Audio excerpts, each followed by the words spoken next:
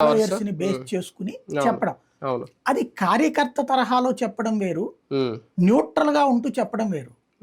జరగాల్సింది న్యూట్రల్ గా ఉండే వాళ్ళతో జరగాలి. అలా కాకుండా సరే తప్పదు వాళ్ళకి, పార్టీలకి అంటే వాళ్ళు పార్టీల కోసమే కష్టపడుతున్నటువంటి వాళ్ళు కాబట్టి పార్టీ ఇన్ఫ్లుయెన్సర్స్ కరెక్ట్ గా చెప్పాలంటే పార్టీ ఇన్ఫ్లుయెన్సర్స్ తో మీటింగ్ చేశారనమాట. అంటే అలా అంటే ఒప్పుకోరు మళ్ళీ పార్టీ ఇన్ఫ్లుయెన్సర్ అంతే కదా, వాళ్ళు ఎవరు కార్యకర్త కాదని ఎవరు చెప్పట్లేదు కదా, జిందాబాద్ అని నినాదాలు చేసే కార్యకర్త కాబట్టి.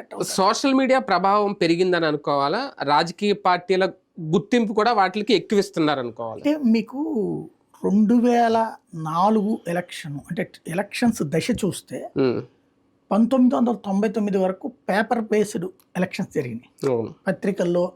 అంటే నేను గమనించినటువంటిది ఏంటంటే 83 నుంచి 94 దాకానేమో వ్యక్తి బేస్డ్ అంటే పార్టీల బేస్డ్ ఐడియాలజికల్ వార్ నడిచేది ఫీల్డ్లో 94 అప్పటి వరకు కూడా. 94 తర్వాత నుంచి పేపర్ల ఇన్ఫ్లుయెన్స్, అంటే అంతకుముందు పేపర్ ఇన్ఫ్లుయెన్స్ ఉండేది, ఈనాడే కదా రెండో వాళ్ళకు ఉండేది కదా. మీరు ఆ తర్వాత చూస్తే 94 ఆ టైంకి అంటే 89 నాటికి కాంగ్రెస్ అనుకూల పత్రికలు కూడా వచ్చినాయి, లైక్ ఆంధ్రభూమి, ఆంధ్రజ్యోతి, అప్పుడు కాంగ్రెస్కి ఉండేది ఆంధ్రజ్యోతి.